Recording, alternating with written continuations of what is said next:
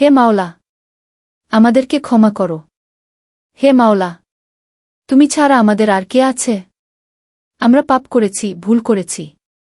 তবুও ফিরে আসি তোমার কাছেই। আল্লাহ তার বান্দার প্রতি এতটাই দয়ালু যে বান্দা শুধু একবার বলে ইয়া আল্লাহ, আর আল্লাহ বলেন, হে আমার বান্দা, আমি তো আছিই তোমার জন্য। তুমি যত বড় গুনাহগার হও না কেন, আল্লাহর রহমত তার চেয়েও বড়।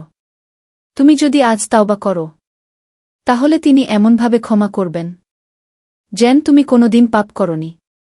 তাই এসো, আজ রাতেই বলি, হে মাওলা, আমাকে মাফ করে দাও। আমাদের চোখে পানি আসুক, আমাদের অন্তর নরম হোক, আর আল্লাহ যেন আমাদের পাপ মোচন করে দেন। ভাই ও বোনেরা, আজকেই তাওবা করো।